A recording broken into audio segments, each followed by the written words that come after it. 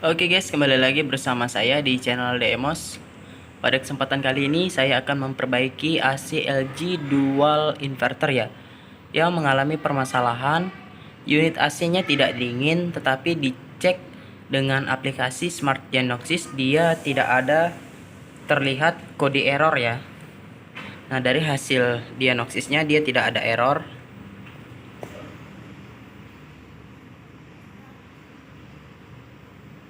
Di sini normal ya semuanya, nggak ada yang error. Ini AC 1 PK ya. Hidup baru 16 menit ya. Nah, di sini teman-teman perhatikan nih. Di bagian input current-nya dia 3,0. Berarti itu menandakan bahwa freonnya itu kurang ya. Nah, kenapa freon kurang tetapi tidak terjadinya error? Itu biasa disebabkan karena banyaknya udara di dalam pipa AC dan unit AC ya. Nah, jika teman-teman perhatikan juga di bagian indoor ini, kalau teman-teman buka di bagian evaporatornya itu, nah di bagian evaporatornya ini evaporator bagian atas ya, dan ini bagian bawah. Kalau terjadinya kebocoran atau angin yang banyak di dalam pipa atau unit AC, itu biasanya di bagian atas ini dingin. Ini kalau kita pegang seperti ini dia dingin. Kemudian yang bagian bawah, ini kalau kita pegang seperti ini dia tidak terasa dingin ya. Nah, itu menandakan bahwa freon kurang dan banyaknya udara di dalam unit AC. Nah, jadi bisa kita simpulkan bahwa ada terjadinya kebocoran kecil sehingga unit AC ini dia kekurangan freon. Unit AC ini sudah dipasang kurang lebih 6 bulan ya, baru terjadi permasalahan freon kurang, tetapi dia tidak error di aplikasi Smart Genosis ketika kita melakukan pengecekan. Oke, sekarang saya akan memberikan tutorial atau cara untuk memperbaikinya. Di sini unit AC-nya saya hidupkan ya. Di sini kita akan melakukan pengecekan terlebih dahulu sebelum kita memperbaiki, agar kita mengetahui apakah kerusakan ini terjadi akibat kesalahan pemasangan. Oke, langsung saja. Di sini kita akan cek terlebih dahulu di bagian sambungan pipa indoor. Oke, jadi ini adalah sambungan pipa unit dari indoor ya. Nah, ini dari unit indoor. Nih, kalian bisa perhatikan nih. Ini pipanya beku ya, karena freonnya kurang ya. Nah, sekarang kita akan cek apakah di bagian pipa ini terdapat kebocoran atau tidak ya. Kita cek menggunakan air sabun ya. Busa air sabun. Oke, ini busa air sabun ya. Nah, kita cek seperti ini. Jika ada gelembung, berarti itu menandakan bahwa ada kebocoran kecil. Nah, ini tidak ada gelembung ya. Ini unit AC dalam keadaan hidup. Sekarang kita cek bagian pipa yang kecil.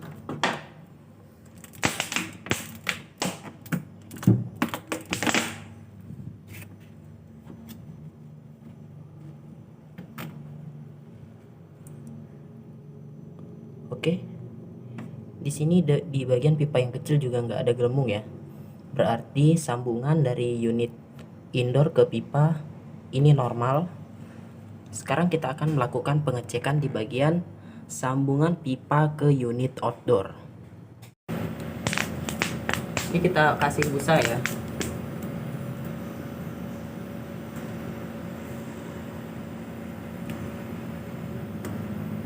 Ini posisi outdoor hidup juga. Perhatikan di daerah sini apakah ada gelembung atau tidak.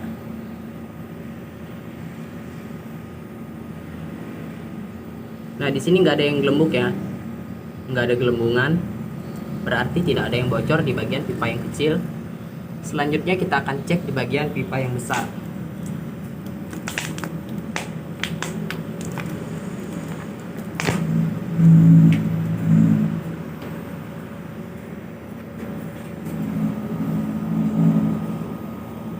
Nah, di sini teman-teman bisa perhatikan di bagian pipa yang besar sambungan pipanya tidak ada gelembung juga.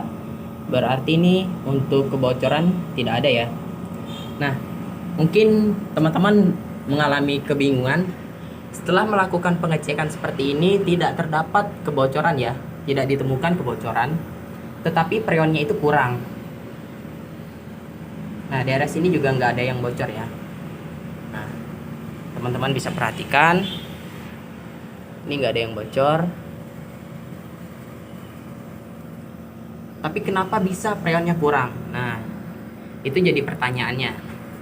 Nah, sekarang saya akan kasih tahu kenapa bisa freonnya itu kurang ya.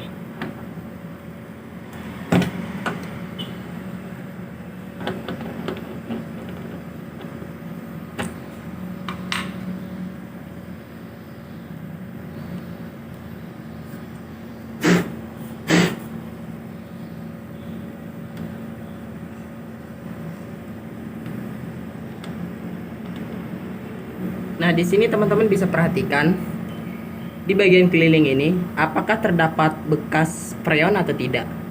Di bagian pipa yang kecil ini tidak terdeteksi ya, atau tidak terlihat ada bekas freon yang keluar. Nah, di bagian pipa kecil tidak ada bekas freon yang keluar. Sekarang kita buka di bagian pipa yang besar.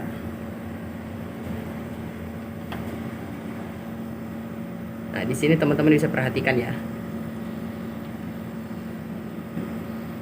Yang putih-putih di bawah ini adalah bekas freon yang keluar ya. Ini bekas freon yang keluar. Jadi di sini unit AC setelah dipasang itu kurang lebih 6 bulan baru freonnya itu bisa kurang karena kebocorannya itu kecil banget. Kemudian dia ditutup menggunakan tutup ini ya, tutup bautnya, sehingga dia memperlambat kurangnya freon.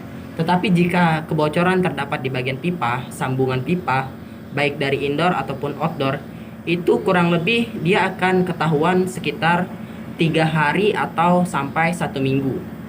Nah, jadi itu perbedaannya ya. Jika teman-teman mengalami permasalahan AC kurang dingin, bisa lakukan pengecekan seperti ini. Yang penting unit AC sudah dicuci ya, indoor dan outdoor. Nah, sekarang jika sudah seperti ini, hal yang harus kita lakukan untuk memperbaikinya yaitu kita harus memvakum semua ya, vakum unit indoor, pipa, dan outdoor. Jadi freon yang ada di unit AC ini kalau saya akan saya buang. Karena untuk penambahan freon itu tidak bisa dicampur dengan bawaan freon pabrik ya, karena freon pabrik itu beda jenisnya dengan freon yang ada di pasaran. Jadi akan saya buang dulu semua freonnya ini, lalu saya akan vakum. Oke, di sini proses pembuangan freon secara manual sudah selesai ya. Nah, ini saya buang sudah freonnya. Dan ternyata setelah saya buang itu memang sedikit ya sisa freonnya itu, angin yang banyak. Nah, sekarang kita akan melakukan proses vakum outdoor terlebih dahulu. Setelah kita selesai proses vakum outdoor, baru kita akan proses vakum pipa AC yang menuju ke indoor. Oke, jadi ini proses vakum unit outdoor ya.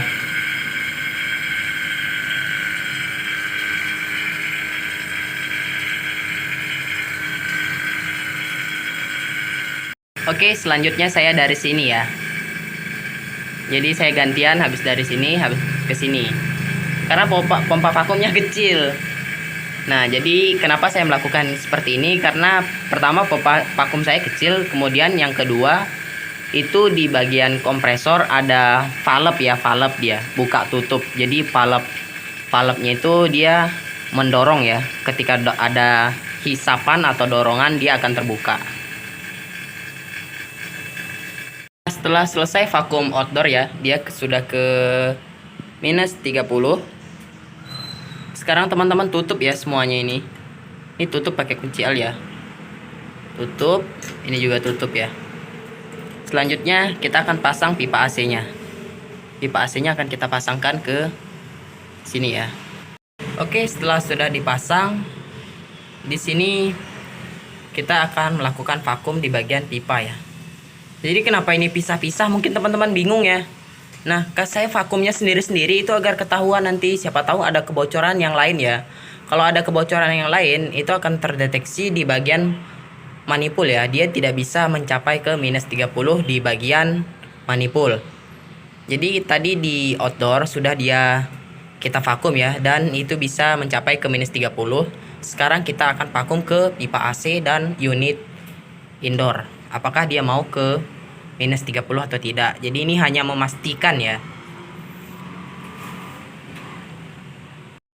Oke, setelah sudah selesai divakum, baut kunci L masih posisi tertutup ya, belum terbuka. Dan di sini sudah saya isi freon. Teman-teman bisa perhatikan di sini tekanan freonnya 200 PSI ya. Nah, setelah sudah diisi freon seperti ini, otomatis pipa akan bersirkulasi ke indoor. Nah, jadi titik buntunya kan di sini nih, masih di sini ya titik buntunya. Nah, sekarang kita akan lakukan pengecekan sekali lagi menggunakan air sabun, karena tadi kita bongkar ya sambungan pipanya ini. Takutnya nanti pas setelah kita bongkar itu malahan bocor ya. Jadi kita harus pastikan terlebih dahulu. Oke, di sini teman-teman bisa perhatikan ya. Di sini tidak ada kebocoran lagi ya. Setelah kita cek menggunakan air sabun, di sini tidak ada terdeteksi kebocoran. Jadi ini sudah aman. Nah, ketika sudah aman seperti ini, baru kita bisa membuka baut kunci L agar freon bisa mengisi ke kompresor. Baru kita bisa buka ya.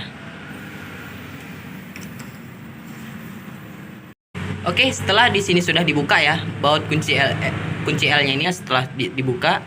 Di sini saya kasih busa air sabun ya. Dan di sini tidak ada gelembungan. Nah, berarti kan nggak bocor ya. Tapi ketika unit outdoor nyala, itu akan keluar sedikit ya. Itu akan pasti keluar.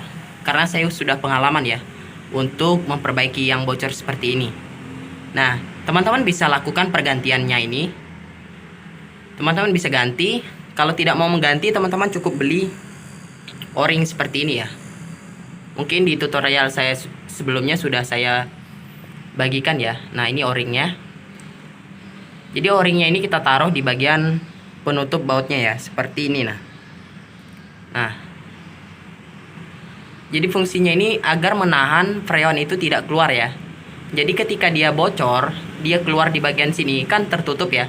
Dia tidak bisa keluar melalui drat bautnya ini, karena di bagian drat yang tumpuan atas ini dia tertutup oleh o-ring yang ini. Oke. Setelah sudah dipasang o-ringnya tadi, dua-duanya ya, atas bawah, kita kencangkan menggunakan kunci ya. Nggak usah terlalu kencang, takutnya nanti o-ringnya rusak ya. Yang penting dia serat aja. Kalau seperti biasa kan kencang banget ya. Ini nggak usah kencang banget karena udah dikasih o-ring.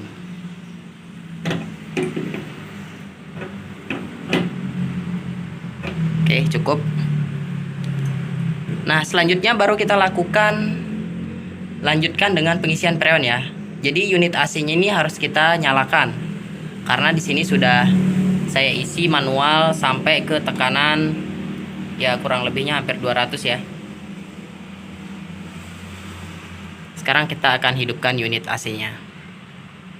Oke, sekarang kita akan lanjutkan untuk pengisian freon ya, karena unit outdoor-nya sudah hidup. Nah, di sini akan saya bagikan cara untuk mengisi freon ya, R32. Jadi kita harus mempunyai teknik dalam melakukan pengisian freon agar tidak terjadinya kerugian ya dalam kita pengisian. Nah, di sini teman-teman perhatikan tekanan freonnya pada manipul dia 120 ya. Nah, di sini tabung freonnya harus kita balik ya. Nah, di sini saya balik. Meskipun tabung freon saya masih banyak isinya, tetap saya balik ya. Karena saya takutnya nanti kalau nggak dibalik, udara yang ada di bagian atas itu akan langsung keluar ya. Jadi freonnya sedikit yang masuk. Nah, selanjutnya di sini untuk pengisian teman-teman bisa perhatikan ya. Perhatikan nggak kelihatan ya di sini ya. Sebentar, cahaya pengisian. Nah, di sini teman-teman perhatikan. Yang masuk adalah freon dan udara ya, tidak udara saja, tapi ada freonnya. Mungkin saya agak susah ya karena dia getar ya. Yang penting teman-teman lakukan tekniknya seperti ini ya. Tekniknya itu teman-teman buka pelan, set, tutup. Jangan sampai lama bukanya, harus ditutup. Buka pelan, tutup. Jadi freonnya itu benar-benar masuk ya. Tidak hanya udara yang masuk. Buka, tutup. Seperti itu ya. Dan teman-teman harus perhatikan untuk tekanan manipulnya. Jika tekanan di sini pada manipul dia 150, berarti itu sudah menandakan bahwa pemakaian daya harusnya dia sudah ke bagian normal. Nah, di sini ya. Ke bagian normal, 5,2 ampere. Coba sekarang kita cek di bagian tang ampere.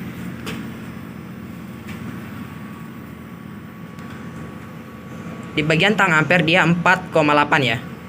Berarti belum, karena ini belum sampai 150 ya. Kita tambah dulu sampai 150.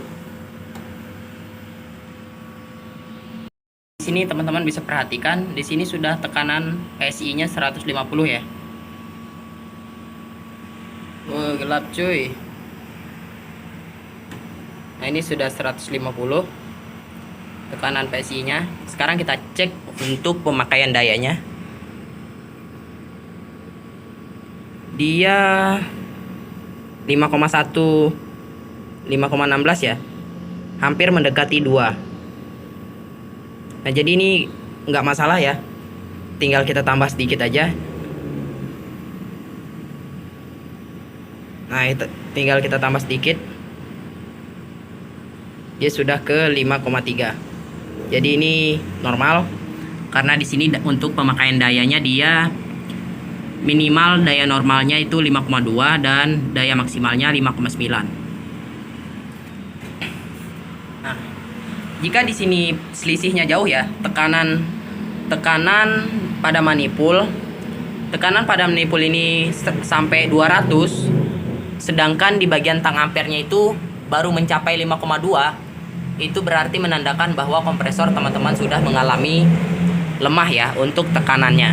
Nah, di sini ada tekanan sisi tinggi dan tekanan sisi rendah. Teman-teman bisa perhatikan tekanan sisi tinggi dan tekanan sisi rendah. Untuk mengetahuinya apakah tekanan kompresor kita masih bagus atau tidak, teman-teman bisa cek link video yang ada di deskripsi. Nah, sekarang perbaikan kita udah selesai ya untuk mengatasi kebocoran tadi. Jadi seperti itu cara yang saya lakukan dalam perbaikan unit AC LG dual inverter yang mengalami kebocoran atau kurang freon atau kurang dingin selama pemasangan kurang lebih 6 bulan. Karena kebocoran pasti ada di sini. Kalau di bagian sini itu kemungkinan bisa diketahui setelah pemasangan 3 hari atau 1 minggu. Oke, cukup sekian tutorial yang dapat saya sampaikan pada kesempatan kali ini. Semoga video ini bermanfaat buat teman-temanku semuanya.